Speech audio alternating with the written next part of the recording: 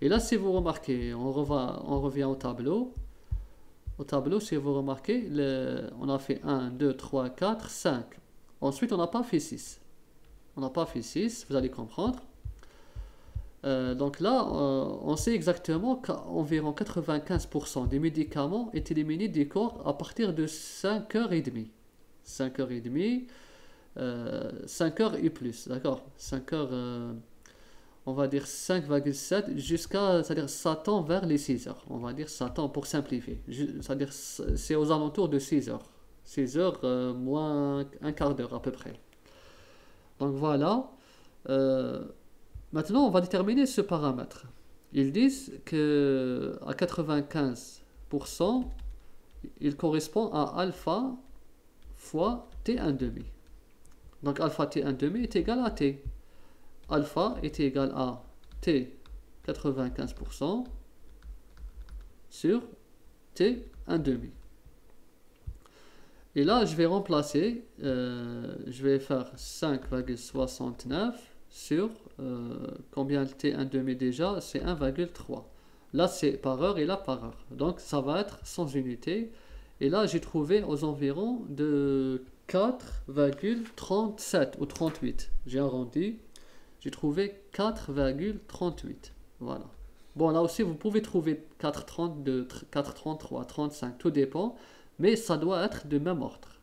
Donc, le 4,3. Donc, voilà ce facteur. Donc, à t égale 4,38 heures, 38 fois t1,5, voilà la loi. On va dire 95% de l'ampicilline est éliminé.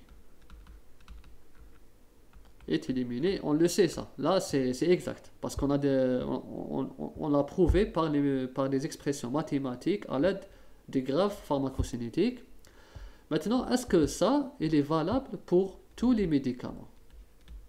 Tous les médicaments qu'on étudie dans le corps humain, est-ce que c'est-à-dire, est-ce que ce facteur est valable pour tous les médicaments? C'est-à-dire n'importe quel médicament qu'on va analyser au bout de 4,38 fois sa demi-vie, on aura 95% qui s'est éliminé. Ben, on va dire oui et non. D'accord? C'est quoi la réponse? C'est-à-dire, on va dire si. On va dire si le médicament est déjà administré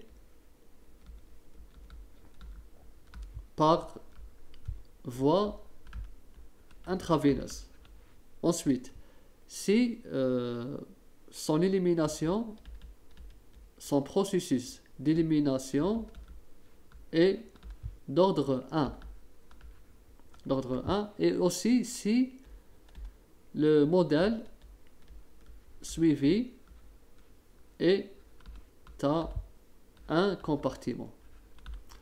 Dans ces trois cas, si c'est-à-dire l'étude réalisée respecte ces trois conditions, dans ce cas, on dit que oui, 4,38 qui est égal à alpha est valable. C'est-à-dire le prochain médicament que vous allez étudier, n'importe quel médicament, si vous respectez ça et vous allez trouver que c'est l'ordre 1 et c'est un compartiment, directement, vous allez savoir que à 4,38 fois T1,5 de ce médicament, n'importe quel médicament, par exemple diclofenac, pénicilline, d'accord, c'est pas athénolol, ils auront tous ce facteur. À partir de ce facteur fois le T1,5, vous aurez 95% du médicament qui est éliminé. Et là, on comprend pourquoi l'étude a été arrêtée à 5 heures. On comprend où est-ce qu'elle est. La voici à 5 heures. On a arrêté, on n'a pas fait 6 heures parce qu'on sait, on savait déjà que le T1,5 fois 4,38, on obtenait à peu près 5,7 heures. 5,7. Donc ici déjà à 5, c'était très faible. On savait déjà à 5,5 ou bien 5,8. on aura 95% et là c'est bon. Le médicament, on va dire, à partir de 95%, le médicament, on va dire qu'il n'a plus d'effet sur le corps humain. Donc c'est pas la peine de poursuivre l'étude. On va pas aller jusqu'à 8 heures ou 6 heures, ça sert à rien. Parce que le médicament est éliminé à 95%. D'accord? Donc dans toutes les études qu'on réalise, quand on a ces conditions, les prélèvements se font jusqu'à cette limite. Là, on va dire, c'est la limite du prélèvement final. Donc au-delà de ce temps, on ne va plus prélever parce qu'on sait que le médicament n'existe plus. Il est vraiment à l'état de trace. Et déjà, remarquez là, microgrammes par millilitre. Quand vous dites 10 microgrammes par millilitre, c'est une très faible concentration. C'est de l'ordre du microgramme.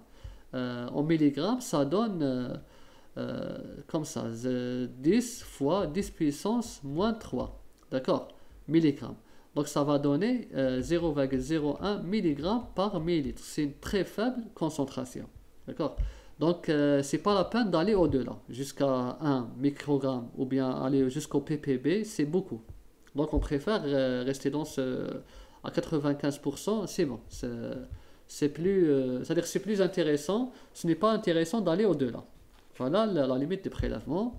Et voilà, on a terminé par l'application à une étude réelle de ce qu'on a vu dans les cours précédents.